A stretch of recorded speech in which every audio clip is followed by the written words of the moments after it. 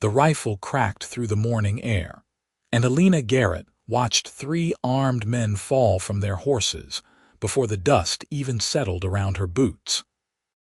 She stood alone in the middle of the rutted road leading into Fort Stockton, Texas, her Winchester still smoking, her dark hair whipping across her face in the hot June wind of 1878. The remaining bandits wheeled their horses around and fled back toward the rocky hills, leaving their wounded companions groaning in the dirt. Behind her, the stagecoach driver was climbing down from where he had thrown himself beneath the wagon, his face pale as milk. "You crazy woman," he sputtered, spitting dust from his mouth. "You could have gotten us all killed. Those were the Dalton boys. They will come back for revenge, and they will bring the whole gang." Elena lowered her rifle and turned to look at the driver, a portly man named Henderson, who had been complaining about the heat since they left San Antonio 3 days ago. They were going to rob this coach and likely kill everyone aboard. I was not going to sit there and let that happen. "That was foolishness, pure foolishness," Henderson said, his voice rising. "A woman has no business shooting at outlaws. You should have let them take what they wanted. The company has insurance for such things." The other passengers were emerging now. 2 merchants from Houston and an elderly woman traveling to visit her daughter. The merchants looked at Elena with a mixture of fear and disapproval, while the old woman simply nodded her thanks and climbed back into the coach without a word. Elena could see the judgment in their eyes, the same look she had received all her life when she refused to behave the way they thought a woman should. She had grown up on a ranch outside of Austin, the only child of a father who had wanted a son but got a daughter instead. Rather than bemoan his fate, Thomas Garrett had simply raised Elena as he would have raised a boy, teaching her to shoot, to ride, to track, and to survive in the harsh Texas landscape. When he died 2 years ago, trampled by a spooked horse during a thunderstorm, Elena had sold the ranch and set out to find her own way in the world. She had been working as a scout and guide, using her skills to earn enough money to eventually buy land of her own somewhere out west where the country was still wild and free. "Get back in the coach," Elena said quietly to Henderson. "We need to keep moving. Those men will regroup, and I would rather be behind the walls of Fort Stockton when they do." Henderson muttered something under his breath about unnatural women and the end of civilization, but he climbed back onto his seat and took up the reins. Elena tied her horse to the back of the coach and climbed inside, ignoring the way the 2 merchants pressed themselves against the opposite wall as if her presence might contaminate them. She settled into her seat, checked her rifle, and stared out the window at the passing landscape of scrub brush and red dirt. Fort Stockton appeared on the horizon an hour later, a collection of adobe buildings and wooden structures clustered around a central square. The town had grown up around an old army fort that had been established to protect travelers on the San Antonio to El Paso road from Comanche raids. The fort itself was still operational, though the Comanche threat had diminished in recent years. Now the town served mostly as a way station for cattle drives and freight wagons heading west. The stagecoach rolled down the main street, past the general store, the hotel, the saloon, and the blacksmith shop. People stopped to stare as they passed, drawn by the sight of the wounded bandits the driver had tied to the back of one of the horses. Elena kept her face forward, refusing to acknowledge their curious looks. They stopped in front of the stage office, and Henderson was out of his seat before the wheels had fully stopped turning. He immediately began telling anyone who would listen about the crazy woman who had shot at the Dalton gang, embellishing the story with each retelling. Within minutes, a crowd had gathered, and Elena found herself the center of unwanted attention. "That was the most foolish thing I ever heard," said a man in a brown suit, shaking his head. "The Daltons do not take kindly to being shot at. You have put this whole town in danger." "She should be arrested for reckless endangerment," said another man, this one wearing a deputy's badge. "Women have no business carrying guns, much less using them." Elena pushed through the crowd, her saddlebags over her shoulder, her rifle in her hand. She had heard enough. She had saved their lives, and all they could do was criticize her for it. She made her way toward the hotel, intending to get a room and a bath and perhaps a decent meal before deciding what to do next.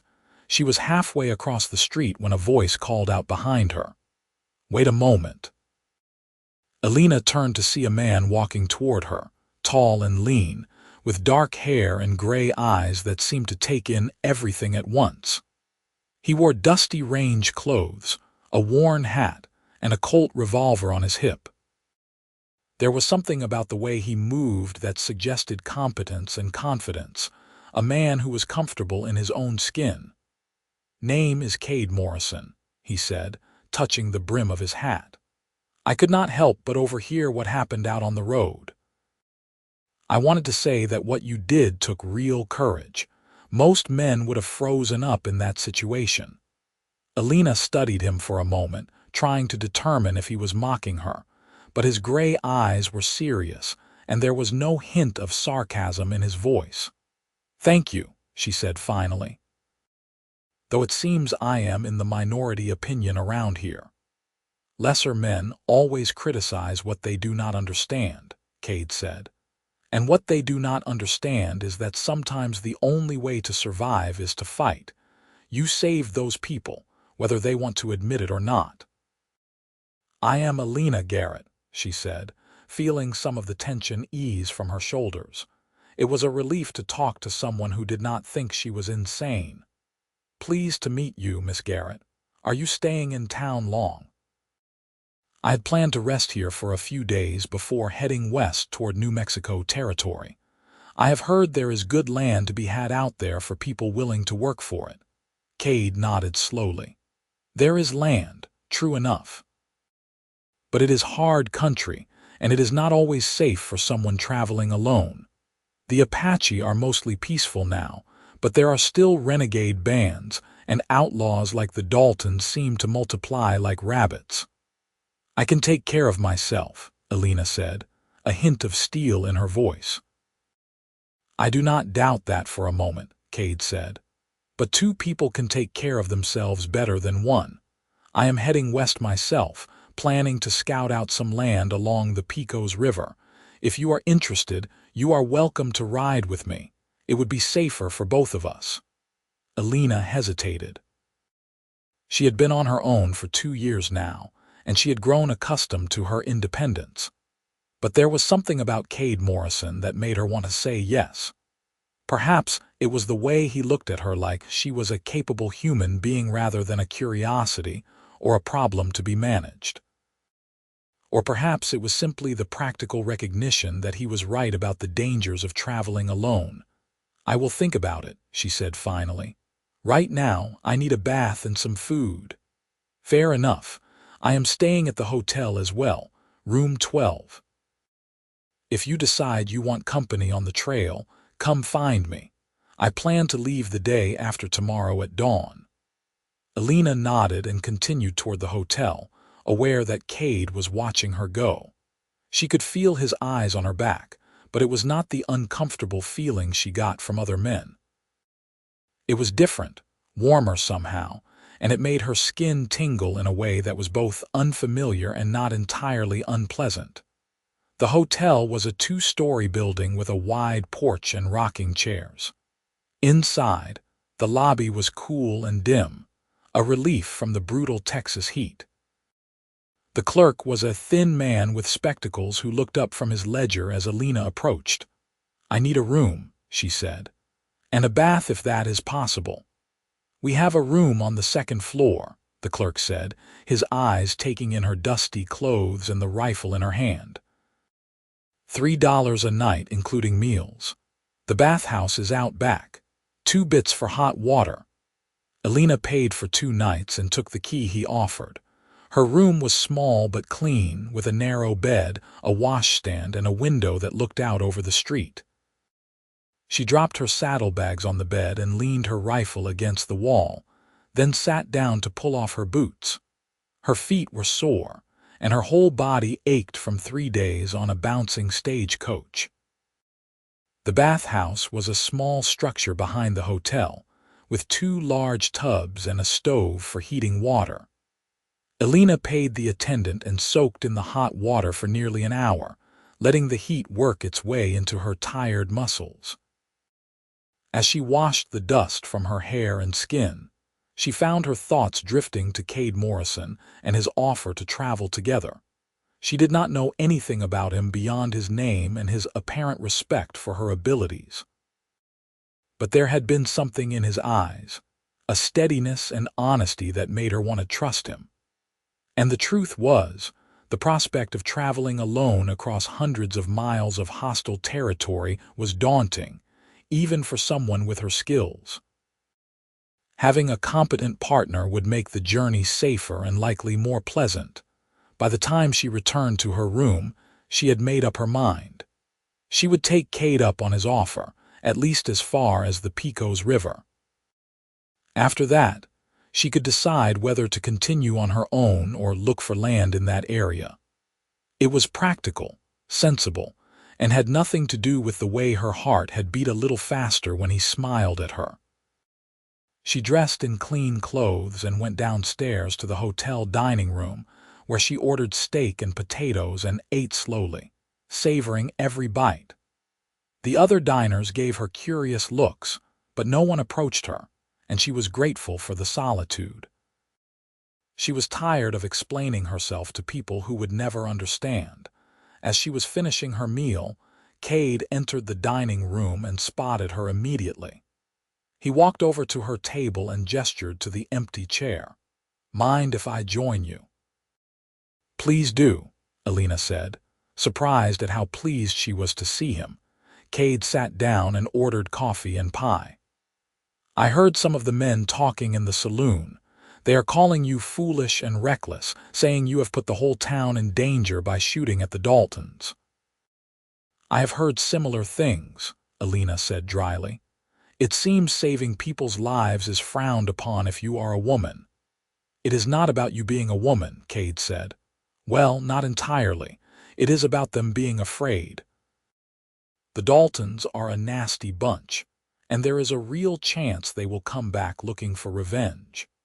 The men in this town know they might have to fight if that happens, and they resent you for putting them in that position. So I should have just let those bandits rob and possibly kill everyone on that coach." "No," Kade said firmly. "You did exactly what needed to be done. But these people do not have your courage or your skills. They are shopkeepers and farmers, not fighters. They would rather pay off the bandits and hope they go away than stand up and fight." "That is no way to live," Elena said. "No, it is not, which is why I am heading west. I am tired of towns and civilization and people who have forgotten how to stand on their own 2 feet. I want land of my own, a place where I can build something worth having." "What did you do before?" Elena asked. "You carry yourself like a lawman or a soldier." "Both," Kade said. "I was a cavalry scout during the Red River War, tracking Comanche and Kiowa for the army. After the war ended, I pinned on a badge and spent a few years as a deputy marshal in Abilene. But I got tired of arresting drunks and breaking up saloon fights. I saved my money and now I am looking for something different." "I understand that," Elena said. "I spent my whole life on my father's ranch, and when he died, I realized I did not want to just settle down and marry some local rancher and spend the rest of my life cooking and cleaning. I wanted more than that." "Nothing wrong with wanting more," Kade said. "Takes courage to go after it, though. Most people just accept whatever life hands them." They talked for another hour, sharing stories about their pasts and their hopes for the future. Elena found herself opening up to Kade in a way she had not done with anyone since her father died. There was something about him that made her feel safe, understood, and valued. When they finally said goodnight and returned to their respective rooms, Elena lay awake for a long time, staring at the ceiling and wondering if this was the beginning of something important or just a temporary alliance of convenience. She woke the next morning to the sound of shouting in the street.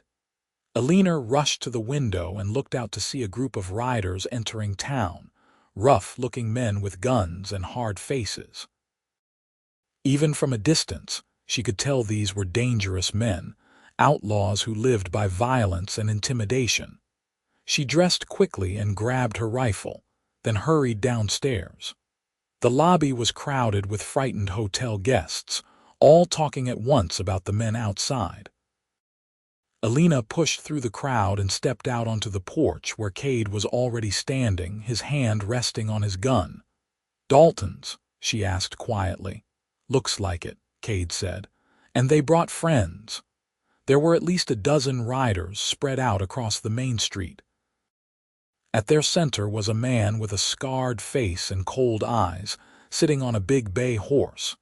He looked around at the townspeople who had gathered, his expression contemptuous. "My name is Jack Dalton," he called out. "Yesterday, someone shot 3 of my men and left them bleeding in the dirt. I want whoever did that to step forward right now. Otherwise, we start burning buildings until someone talks." The crowd was silent, frozen with fear. Elena could feel every eye turning toward her, could sense the pressure building for her to step forward and face the consequences of her actions. She tightened her grip on her rifle and prepared to move, but Kade's hand on her arm stopped her. "Wait," he said softly. "Let me try something first." Before she could protest, Kade stepped off the porch and walked into the street, stopping about 20 feet from Jack Dalton. His posture was relaxed, but Elena could see the coiled readiness in his body, the way his hand hovered near his gun. "Jack Dalton," Kade said, his voice carrying clearly in the morning air. "I know you. We met a few years back in Dodge City. You remember me?" Dalton leaned forward in his saddle, squinting at Kade. "Morrison, yeah, I remember you. You were the deputy who ran me out of town for cheating at cards." "That is right. And you swore you would kill me if you ever saw me again. Well, here I am. So why do not we settle that old score right now, just you and me? Leave these people alone." "That is not why I am here," Dalton said. "I am here for the person who shot my men." "That was me," Kade lied smoothly. "I was on that stagecoach, and when your boys tried to rob it, I opened fire. Figured it was better than letting them take everything and maybe kill someone in the process." Elena felt a surge of anger at Kade's lie, mixed with an unexpected warmth at his willingness to protect her. She knew what he was doing, trying to draw Dalton's anger away from her and onto himself. It was brave and foolish and exactly the kind of thing her father would have done. Dalton studied Kade for a long moment, then nodded slowly. "All right then. You and me, Morrison, right here, right now. You draw first and I will still beat you." "No," Elena said, stepping off the porch. "He is lying. I am the one who shot your men, and if you want revenge, you will have to face me." Dalton's eyes widened slightly as he took in Elena's appearance, her rifle held confidently across her body, her chin raised in defiance. He started to laugh, a harsh, ugly sound that made Elena's blood boil. "A woman," he said. "My men got beat by a woman. That is rich. Well, little lady, I do not shoot women, no matter how stupid they are. But I think maybe we will take you with us, teach you some manners about how a woman should behave." "You will have to go through me first," Kade said, his voice flat and dangerous. "And me," said another voice. Elena turned to see the stagecoach driver, Henderson, standing on the porch with a shotgun. "I may have called her foolish yesterday, but she saved my life, and that counts for something." "Me too," said the old woman from the coach. emerging from the hotel with a small pistol in her hand. "Anyone who stands against the Daltons has my support." One by one, other townspeople began to step forward, some with guns, others with nothing but their courage and their anger at being threatened. The deputy who had criticized Elena the day before came out of the sheriff's office with a rifle, followed by the sheriff himself, a grizzled old man with a star on his chest. "This town does not want trouble," the sheriff said. "But if you bring it, we will finish it. There are more of us than there are of you, Dalton. You might take some of us down, but you will not ride out of here alive.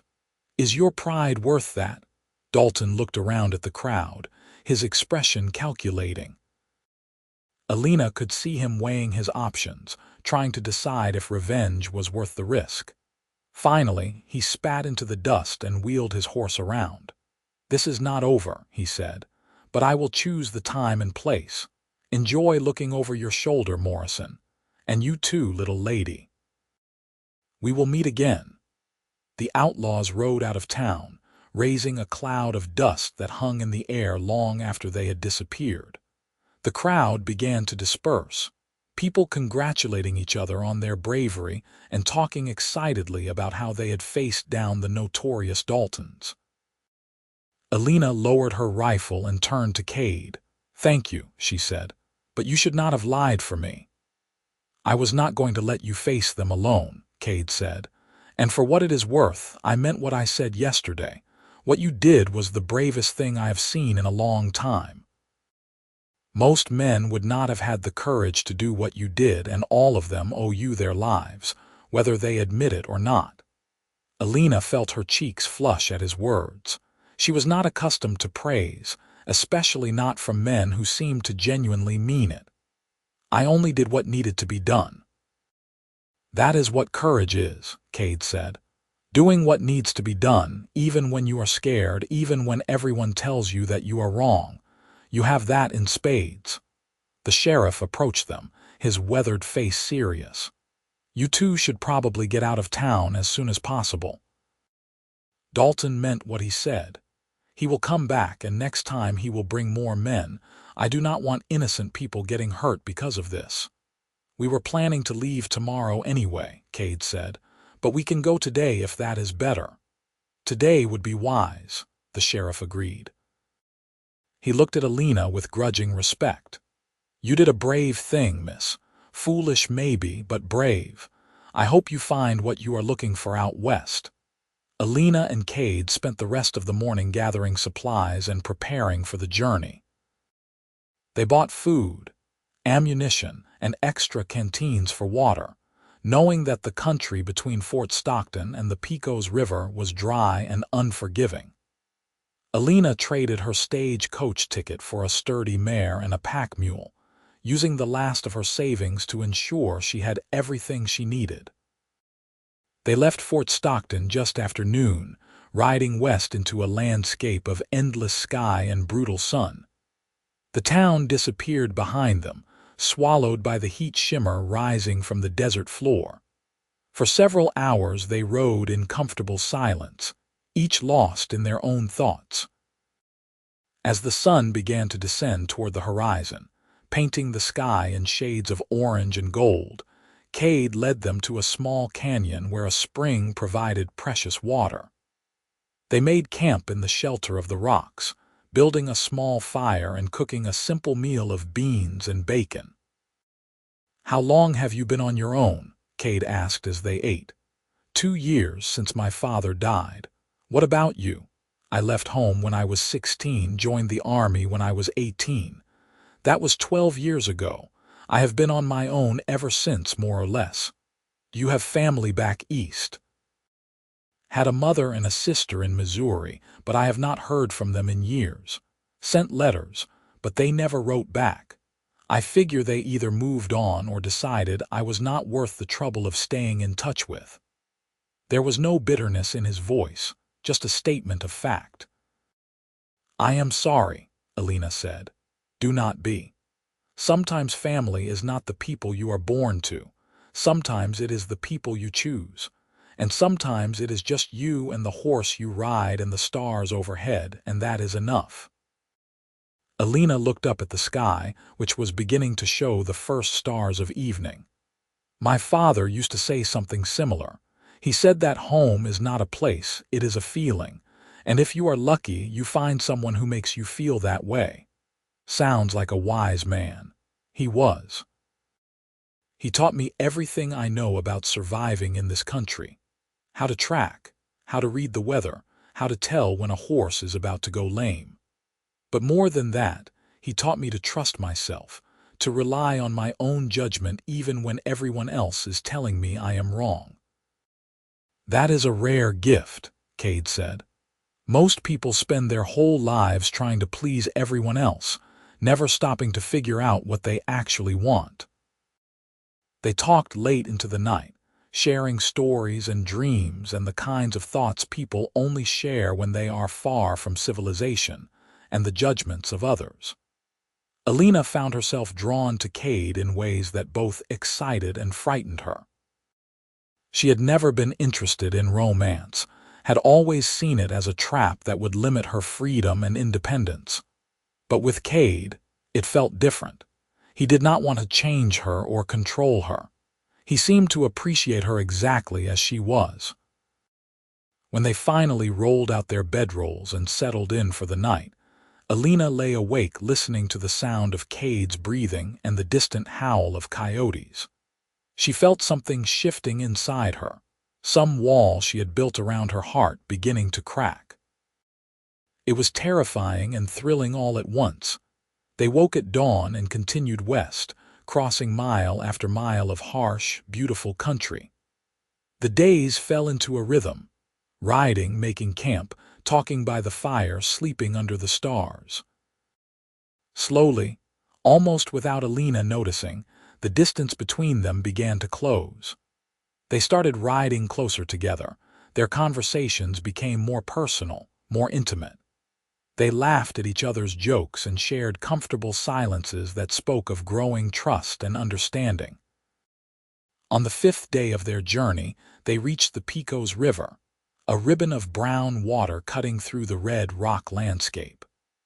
Kade led them north along the river, searching for the land he had heard about from a friend, a place where the water was reliable and the grazing was good. They found it late in the afternoon, a valley sheltered by low hills, with the river running along one side and natural springs scattered throughout.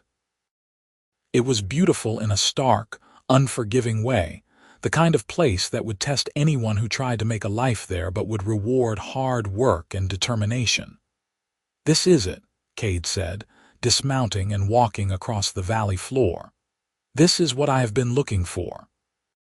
Elena climbed down from her horse and followed him, feeling the rightness of the place settling into her bones. It was wild and dangerous and full of possibility, exactly the kind of place where someone could build something real and lasting. "What do you think?" Kade asked, turning to face her. "I think it is perfect," Elena said honestly. "I think someone could build a good life here." "Someone," Kade repeated, his gray eyes searching her face, "or two people if they were willing to work together." Elena's heart began to beat faster. "What are you saying?" "I am saying that I have been thinking about this for days now, ever since Fort Stockton. I am saying that I have never met anyone like you, someone who is brave and honest and does not back down from what is right just because it is hard. I am saying that I would like to build something here, and I would like to build it with you if you are willing." Elena felt tears prick her eyes, surprising her with their sudden intensity. "I have never thought about settling down with anyone. I always figured I would be alone." "You do not have to decide right now," Kade said gently. "Take your time. Think about it. But know that I am not offering to take care of you or protect you like you are some fragile thing that needs sheltering. I am offering a partnership, two people working together to build something neither of us could build alone, equal partners in every way." Elena looked around at the valley, imagining what it could become with hard work and vision.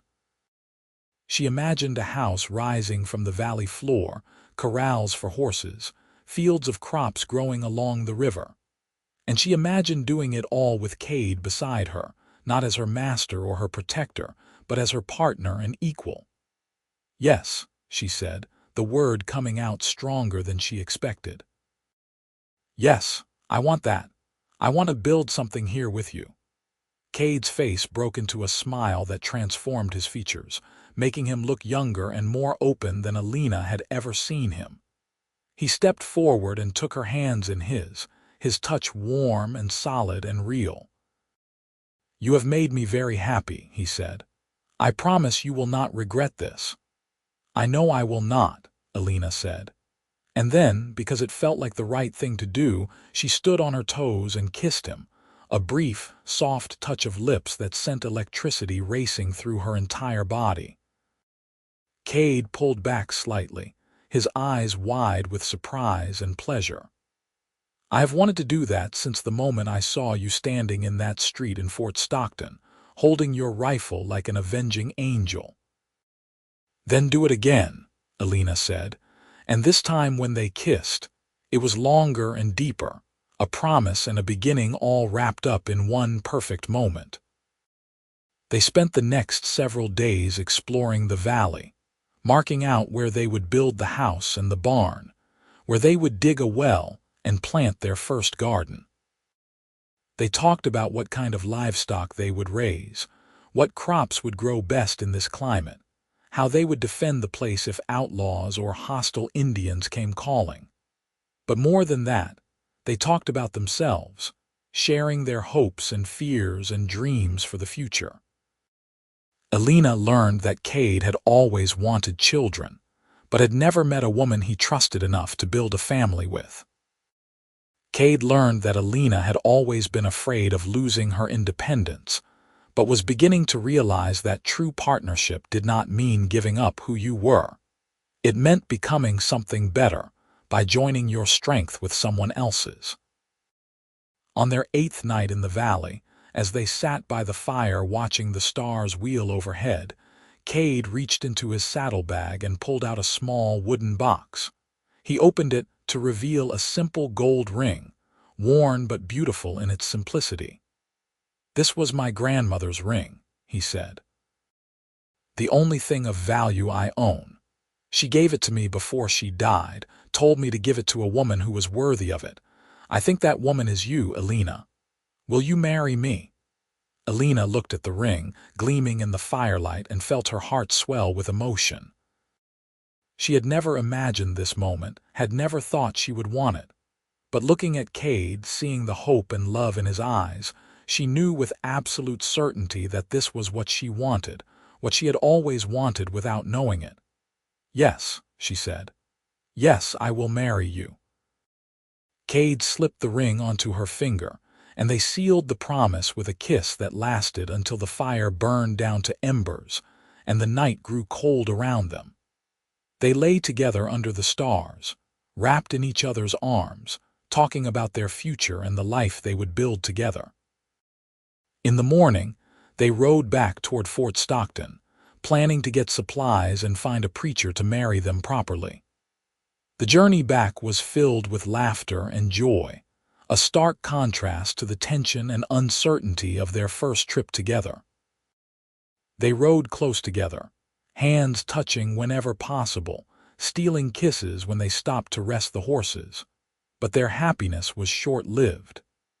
As they approached Fort Stockton on the afternoon of the second day, they saw smoke rising from the town, black columns staining the blue sky.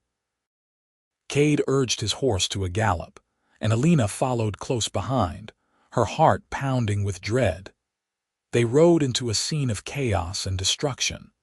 Several buildings were burning, and townspeople were running in every direction, carrying buckets of water and trying to salvage what they could. Bodies lay in the street covered with blankets. The sheriff stood in front of his office, his arm in a sling, his face grim. "What happened?" Kade demanded, pulling his horse to a stop. "Daltons came back," the sheriff said. "Yesterday afternoon." They rode in shooting and set fire to the saloon and the general store. Killed 3 men and wounded half a dozen more before we drove them off. They said they would be back, said they would burn the whole town to the ground unless we handed over you and Miss Garrett. Elena felt cold fury wash through her. This was her fault. These people had died because of her actions, because she had refused to back down from what was right. She climbed down from her horse and faced the sheriff. "Where did they go?" she asked. "North, toward the canyon country." "But you cannot go after them, Miss Garrett. There are too many of them. You would just be getting yourself killed." "I cannot just leave these people to suffer because of me," Elena said. "I have to do something." "We will do something," Kade corrected. "Together. We will track them down and end this once and for all." The sheriff looked at them both, then nodded slowly. "I can spare 2 deputies to go with you. Good men, both of them. And I will send word to the fort, see if the army can send a patrol to help. But you need to understand, the Daltons have at least 15 men with them now. This is not going to be easy."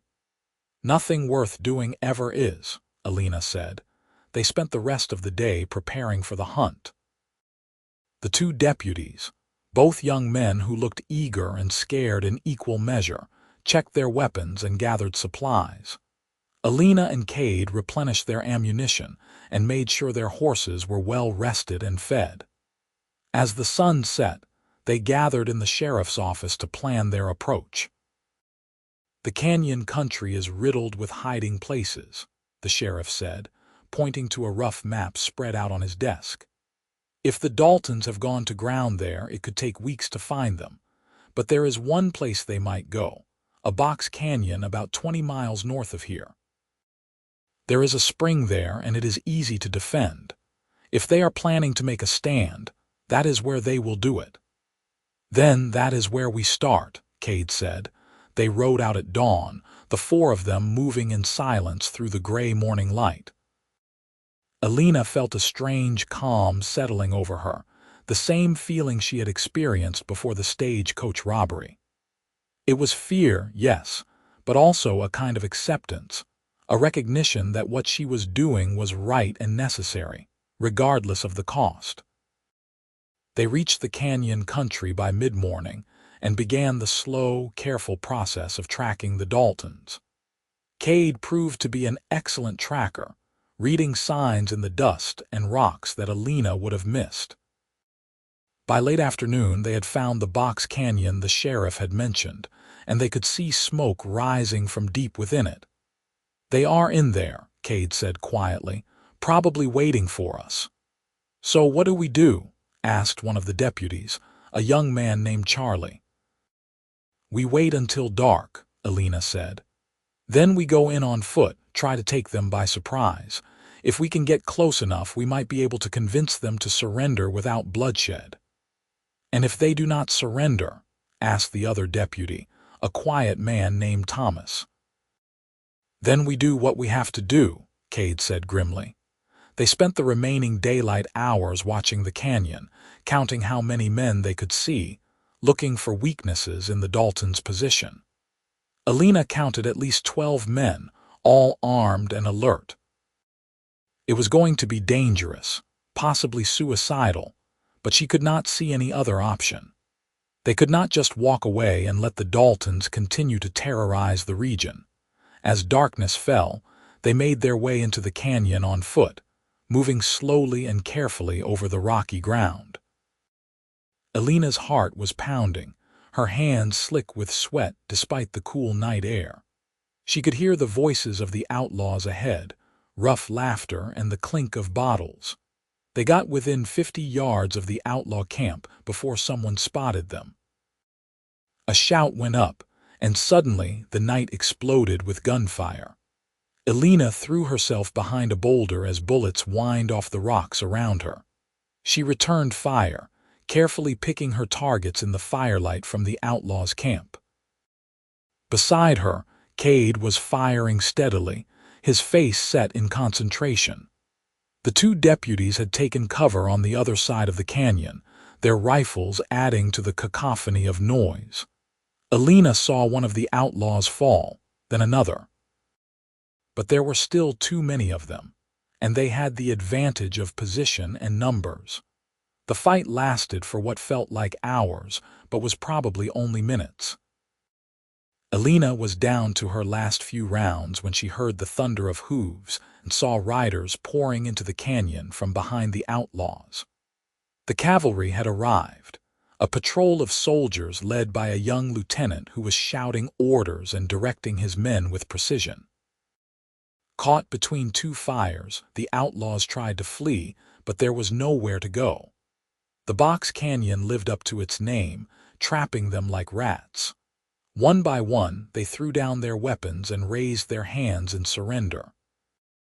Jack Dalton was the last to give up, his face twisted with rage and hatred as soldiers dragged him from behind the rock where he had taken cover. Elena lowered her rifle, her hands shaking with reaction. It was over. They had won. The lieutenant approached her and Kade, his young face serious beneath his dusty hat. "You folks all right?" he asked. "We are fine," Kade said. "Thanks for the help. Your timing was perfect. Sheriff sent word to the fort yesterday, told us what was happening. We rode all night to get here." The lieutenant looked at Elena with respect. "You must be the woman who shot at these men on the road. That took courage." "Some people call it foolishness," Elena said tiredly. "Those people are fools themselves," the lieutenant said firmly. "You did what needed to be done, and because of that, these outlaws will face justice instead of continuing to prey on innocent people. The whole territory owes you a debt of gratitude." They rode back to Fort Stockton with the captured outlaws in tow, arriving late the next day to find the town celebrating. The fires had been put out, the wounded were being cared for, and the mood was one of relief and cautious optimism. The sheriff met them in the street, a broad smile on his weathered face. "You did it," he said. "You actually did it. I was not sure I would see any of you again." "We had help," Kade said, nodding toward the cavalry patrol. "Does not matter. You took the fight to them when everyone else was too scared. That is courage, pure and simple." Elena was too tired to argue or to accept praise. All she wanted was a bath, a meal, and sleep. But first, she and Kade had something important to do. They found the town preacher, a kind-faced man named Reverend Walsh, and asked him to marry them right there in the street, with the whole town as witnesses. Reverend Walsh was delighted to oblige. He performed a simple ceremony, speaking of love and partnership, and the courage it takes to commit your life to another person. When he pronounced them husband and wife, Kade pulled Elena close and kissed her deeply, to the cheers and applause of the crowd. They spent that night in the hotel, alone together for the first time as a married couple. Elena had been nervous about this moment, unsure of what to expect. But Kade was gentle and patient, and their lovemaking was a revelation, a joining of bodies and souls that left Elena feeling more complete than she had ever felt in her life. In the morning, they bought supplies and prepared to return to their valley, their home. The townspeople came out to say goodbye, pressing gifts on them and wishing them well. Henderson, the stagecoach driver, shook Elena's hand and apologized for calling her foolish. "You were the brave one all along," he said. "I was just too scared to see it." "You stood up when it mattered," Elena told him. "That is all that counts." The journey back to the Pecos River Valley felt different this time. They were not just two people traveling together anymore. They were husband and wife, partners building a future together.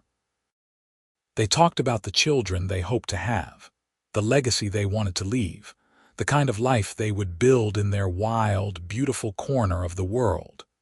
When they finally reached the valley, Elena felt a sense of coming home that she had never experienced before.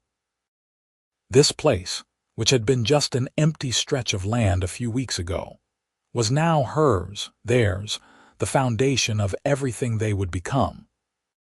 They spent the next several months working from dawn to dusk, building a small house from adobe bricks they made themselves, constructing corrals and fences, planting their first crops. It was hard, back-breaking work, but Elena had never been happier. Every nail she hammered, every seed she planted was an investment in their future, a declaration that she and Kade were here to stay. Winter came, bringing cold winds and occasional snow. Elena discovered she was pregnant in December, just before Christmas. She told Kade on Christmas Eve as they sat by the fire in their small but cozy house, and the joy on his face was something she would treasure for the rest of her life. "A baby," he said, his voice full of wonder. "We are going to be parents." "Are you happy?" Elena asked, suddenly nervous. "Happy does not begin to cover it," Kade said, pulling her close. "You have given me everything I ever wanted. A home, a partner, and now a child. I am the luckiest man alive." Their son was born in late summer of 1879, during a thunderstorm that shook the house and lit the sky with lightning. Elena labored for 12 hours, with Kade at her side the whole time, holding her hand and wiping her forehead with a cool cloth. When the baby finally arrived, squalling and red-faced and perfect, Elena wept with relief and joy. They named him Thomas, after Elena's father. He had dark hair like Kade and Elena's green eyes, and from the moment he was born, he seemed determined to make his presence known. He was loud and demanding and completely wonderful. Life settled into a new rhythm, punctuated by the needs of a growing baby and the endless work of running a ranch. They bought cattle and horses, built a bigger barn, and hired a young couple to help with the work. The ranch prospered, and with it, so did Elena and Kade's love for each other. Over the years, they had 3 more children, a daughter named Grace, another son named William, and finally another daughter named Rose. The house expanded to accommodate the growing family, and the valley rang with the sounds of children playing and growing. Elena never lost her skill with a rifle or her courage in the face of danger. She taught all her children to shoot and ride and think for themselves.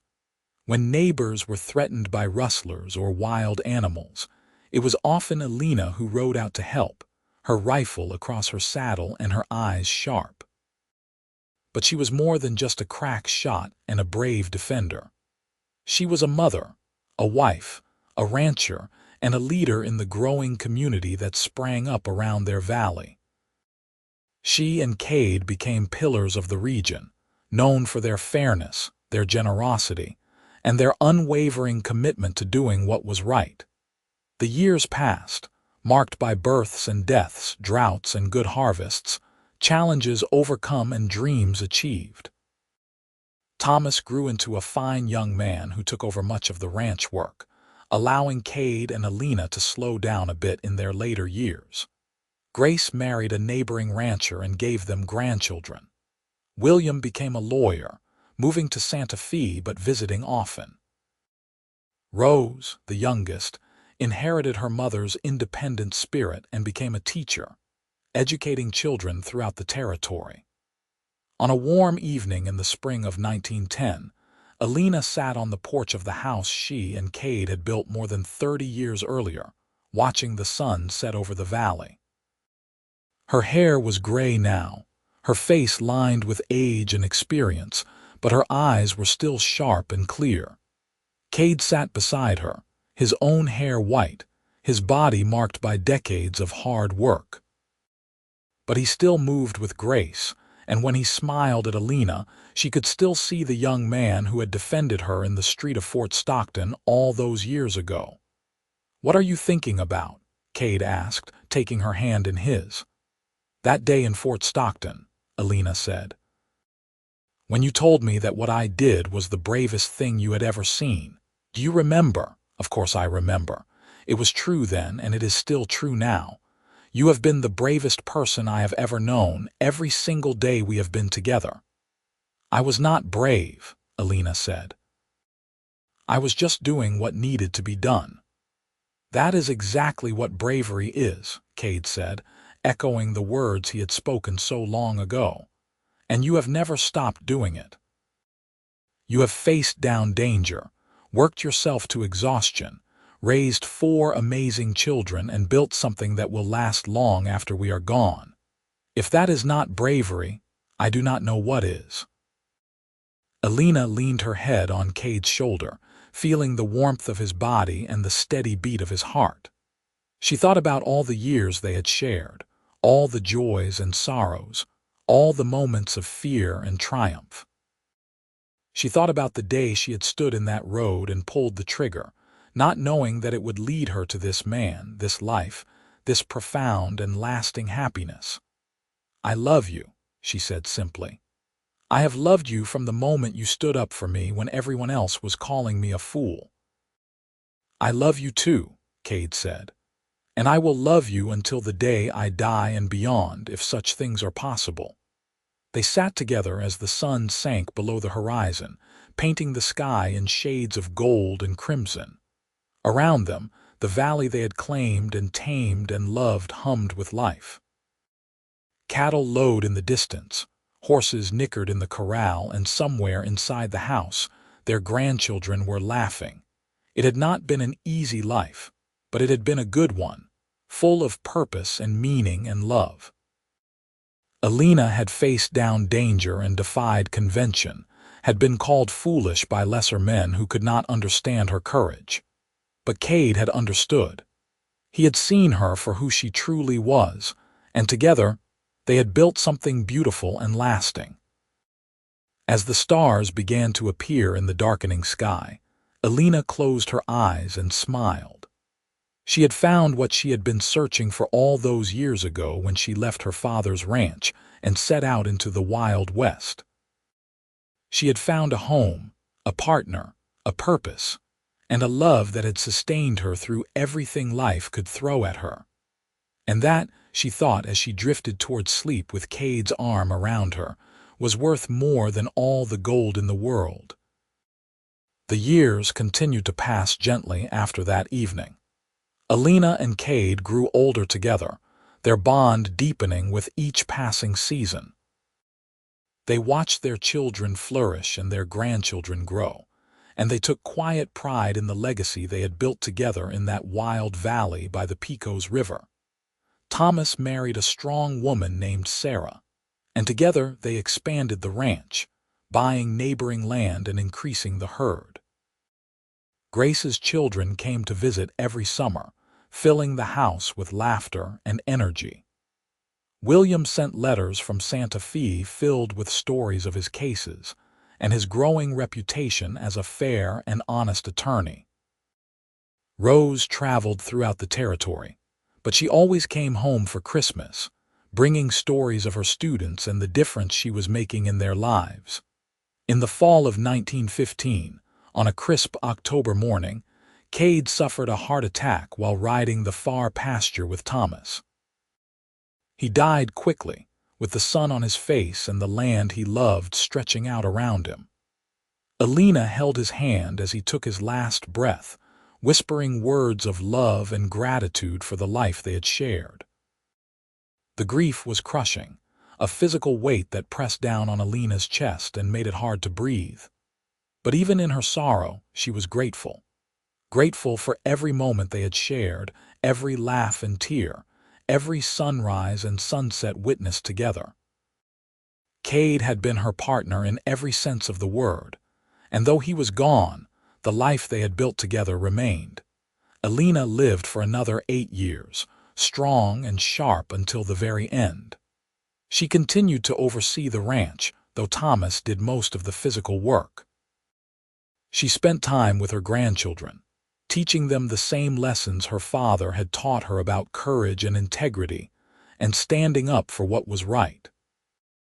She told them stories about the old days, about the Wild West and the challenges people faced, about their grandfather and the love story that had begun with an act of bravery on a dusty road.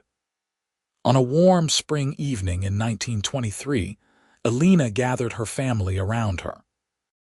All 4 of her children were there, along with their spouses and children. The house was full of noise and warmth, exactly as it should be.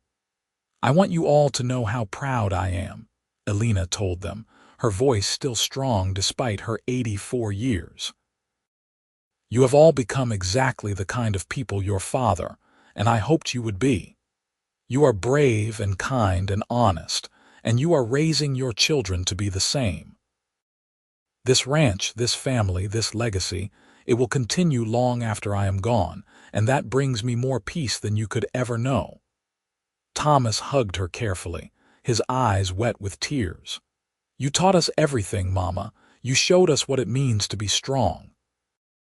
"Your father taught you just as much," Elena said.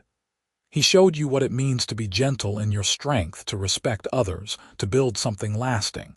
We did it together, and now you will carry it forward." That night, Elena went to bed in the room she had shared with Kade for so many years. She lay down on the same bed where she had given birth to their children, where she and Kade had comforted each other through sorrows and celebrated joys. She closed her eyes, and in her mind, she was young again, standing in the street in Fort Stockton with her rifle in her hands, looking at a tall, lean cowboy with gray eyes who saw her not as something to be controlled or criticized, but as someone to be admired and loved.